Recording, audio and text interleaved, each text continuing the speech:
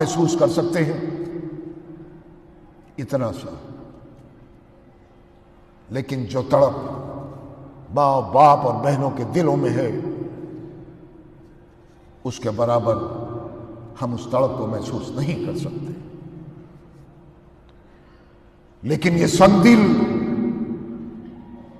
جنہوں نے گولیاں چلائیں، جنہوں نے بچوں کو اس دنیا سے رخصت کیا، اس کا ذمہ دار کون؟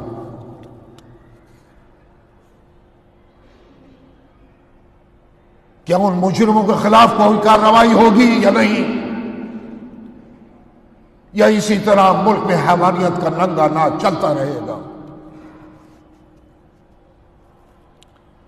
آخر میں میرا یہ سوال ہے، وزیر اعظم، یہ جو کچھ ہو رہا ہے اور جو اس کے کرنے والے ہیں وہ آپ کے دوست کیسے ہو سکتے ہیں؟ میرا یہ اشارہ آپ خود سمجھ سکتے ہیں۔ میں جس کو وہ کہہ رہا ہوں کہ وہ آپ کے دوست نہیں ہو سکتے، جنہوں نے یہاں تک سنبھل کے عوام کو لا کر کھڑا کر دیا۔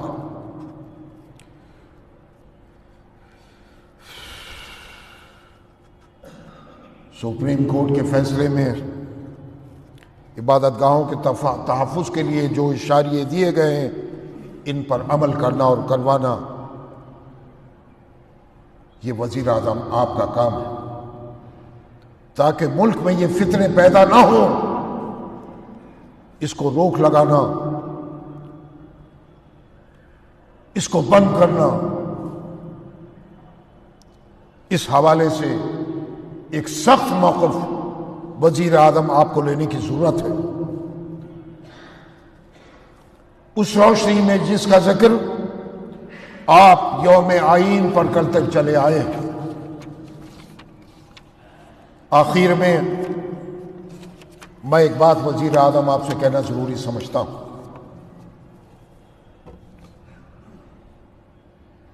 ہماری لڑائی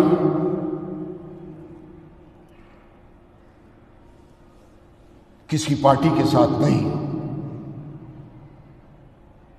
شکایت ہے اور شکایت رہے گی۔ جب تک ملک میں حیوانیت کا یہ ننگا ناچ رہے گا، ملک کے مسلمانوں کو یہ شکایت رہے گی۔ اس کو ختم کرنا آپ کی ذمہ داری ہے وزیر اعظم۔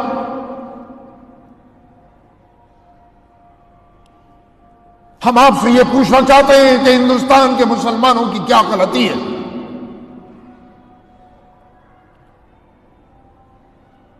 الزام لگتا ہے کہ مسلمان گو کشی کرتا ہے۔ ہم کہتے ہیں پورے ملک میں گو کشی پر پابندی لگائیے۔ کوئی ایک مسلمان ایسا قانون اگر بنتا ہے تو اس کو کوئی اعتراض نہیں، لیکن گو کشی کے نام پر موب لنچنگ، اس کو صحیح نہیں کہا جا سکتا۔ آپ قانون بنائیے کہ کسی بھی مذہبی رہنما کی بے حرمتی کے خلاف زبان نہیں کھولی جائے گی، چاہے وہ مسلمان مذہبی پیشوا ہو، ہندو ہو، سکھ ہو، عیسائی ہو، پارسی ہو، بدھسٹ ہو۔ بنائیے قانون تاکہ کسی کی جرأت نہ ہو۔ یہ توہین رسالت کے واقعات ملک میں جو بار بار ہوتے ہیں، یہ سلسلہ بھی ختم ہونا چاہیے۔ اور میں آپ سے کہتا ہوں کہ آپ سے ہم کھل کر بات کرنا چاہتے ہیں، ایک دفعہ پہلے بھی کہہ چکا ہوں۔ آپ ملک کے 135 کروڑ کے عوام کے نمائندے ہیں۔ وزیر اعظم کسی ایک فرقے یا کسی ذات کا نہیں ہوتا، وہ ملک کے عوام کا وزیر اعظم ہوتا ہے۔ آپ ملک کے وزیر اعظم ہیں اور تمام شہریوں کے نمائندگی آپ کر رہے ہیں اس ملک میں۔ ہم آپ سے کہتے ہیں، ہم آپ سے کھل کر بات کرنا چاہتے ہیں۔ میں اس کے لیے تیار ہوں۔ آپ سے بات نہ کریں تو کس سے بات کریں؟ 3 لوگ مسلمانوں میں آپ طے کر لیجئے اور 3 غیر مسلموں میں، ہندوؤں میں ہم بیٹھ کر بات کریں کہ بتائیے کیا شکایت ہے مسلمانوں سے۔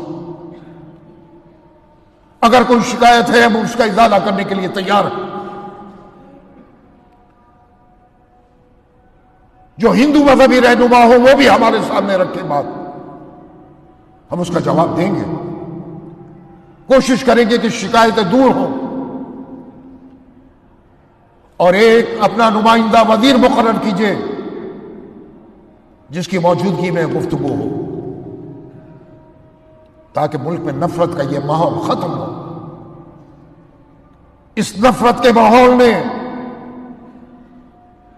ملک کو تباہی کی طرف پہنچا دیا۔ جیسا میں پہلے ذکر کر چکا ہوں اپنی آج کی تقریر میں کہ ہر شخص پریشان ہے، اپنے لیے تو ہے ہی، آنے والی نسلوں کے لیے وہ پریشان ہے۔ اس کو دور کیجئے۔ شکایتیں ہو سکتی ہیں، اس کو دور بھی کیا جا سکتا ہے۔ 2 ملک آپس میں جب لڑتے ہیں اس کے بعد پھر ان کو ٹیبل پر آنا پڑتا ہے بات چیت کے لیے، چاہے وہ جنگوں کا ماحول ہو۔ ابھی آپ نے پڑھا ہوگا اخبارات میں کہ اسرائیل اور حزب اللہ کے درمیان ایک معاہدہ ہوا ہے، چاہے وہ وقتی معاہدہ ہوا ہو لیکن ہوا ہے۔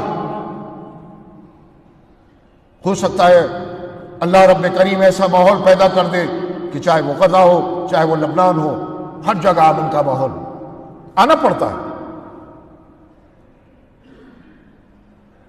یہ تو 2 فرقوں کا معاملہ ہے، ہندو اور مسلمان۔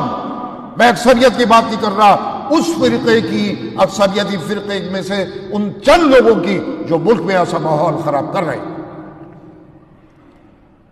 اور میں اگر صفائی سے کہوں کہ آپ کی پارٹی کے لوگوں نے بھی کوئی کسر نہیں چھوڑی ملک کو گالیاں دے، مسلمانوں کو گالیاں دینے میں اور ملک میں نفرت کا ماحول پیدا کرنے میں۔ آئیے وزیر اعظم اپنے سینے کو آپ چوڑا کیجئے اور مسلمانوں سے بات کرنے کے لیے ایک ماحول بنائیے، تاکہ ملک میں فرقہ پرستی کا یہ ماحول، نفرت کا یہ ماحول ختم ہو سکے۔ یہ آپ کی ذمہ داری ہے، اس امید کے ساتھ کہ آپ اس پر سنجیدگی کے ساتھ غور کریں گے۔ وآخر دعوانا ان الحمدللہ رب العالمین۔ خدا آپ کا، ہم سب کا حامی و ناصر۔